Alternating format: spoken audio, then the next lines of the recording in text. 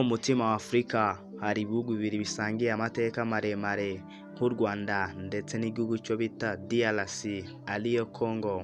Uyu munsi bitandukanijwe n'umupaka uzwi ku makarita y'isi. Ariko se uwo mupaka watangiye ryari? Ninde wawushizeho? Kandi ni gute wahinduye ubuzima bw'abaturage bo muri aka karere?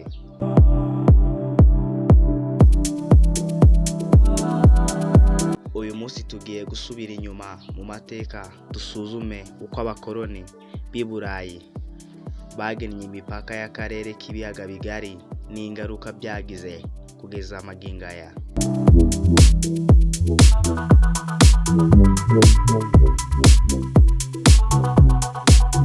Mbere y'uko abazungu bagera mu karere, u Rwanda rwari ubwami bufite ubuyobozi bukomeye.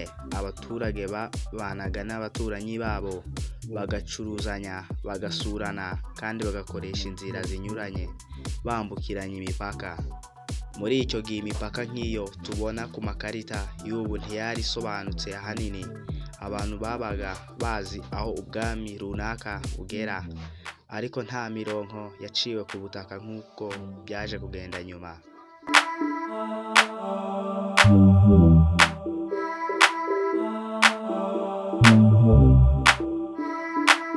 Abaturage bo mu nkengero z'Ikivu n'ahandi hantu begereye ibyo bihugu byombi bagirana imikoranire ya buri munsi.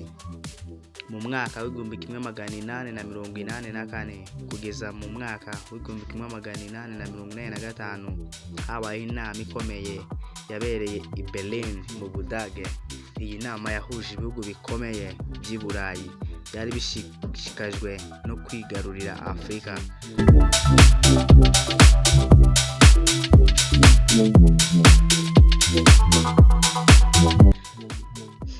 Abanyafurika ubwabo ntibari bahari. Muri iyo nama ibihugu by'i Burayi byatangiye kugabana Afurika nk'uko umuntu yagabanya ikarita. Buri gihugu cyashakaga ubutaka bwinshi, umutungo kamere n'inzira z'ubucuruzi. Nyuma y'iyo nama Ubudage bwatangiye kugenzura u Rwanda n'u Burundi, mu gihe Congo yari iyobowe n'ubwami bwa Leopold wa II w'Ububiligi. Abakoloni bamaze gufata ibice bitandukanye bya Afurika batangiye gukora amakarita no gushiraho imipaka. Inzuzi, ibiyaga, imisozi n'ibindi bimenyetso nyaburanga byakoreshejwe mu kugena aho igihugu gitangiriye n'aho kirangirira.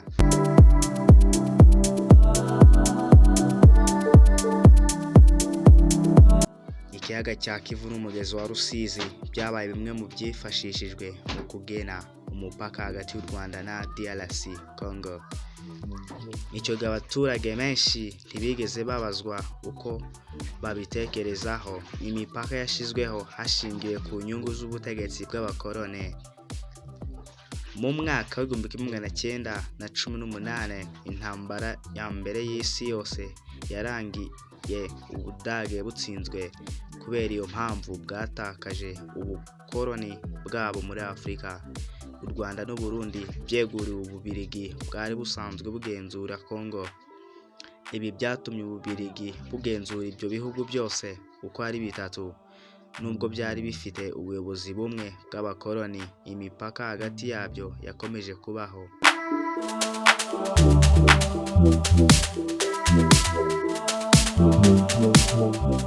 Imipaka mishya yazanye impinduka zikomeye.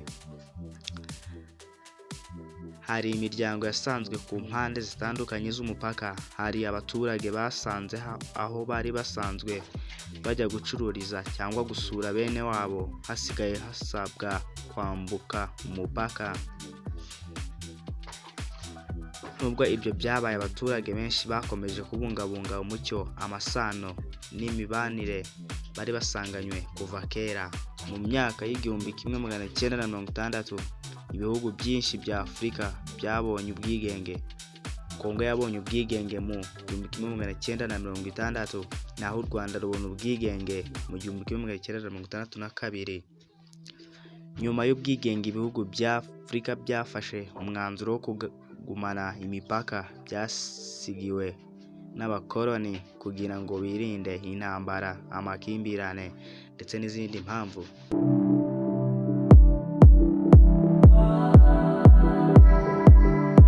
Niyo mpamvu umupaka uri hagati y'u Rwanda na Congo wakomeje kubaho kugeza uyu munsi. Amateka y'impaka y'u Rwanda na Congo atwereka uburyo imyanzuro yafatiwe kure muri Afurika yahinduye ubuzima bw'abaturage b'akarere kose. Nubwo imipaka yashyizweho n'abakoloni ikiriho kugeza ubu, abaturage bo muri aka karere bakomeje gusangira amateka, ubucuruzi n'imibanire.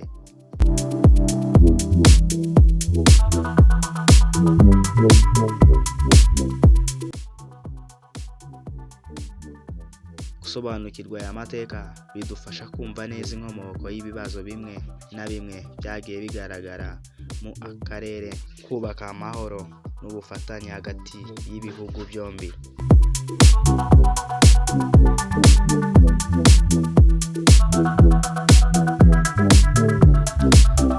Twongeye kubashimira mwebwe mwakomeje kuri Classic Media. Murakoze gukurikira Classic Media. Niba wakunze iyi documentaire kanda like, subscribe kandi usangize n'abandi. Ntitukibagirwe gakondo. Ciao ciao.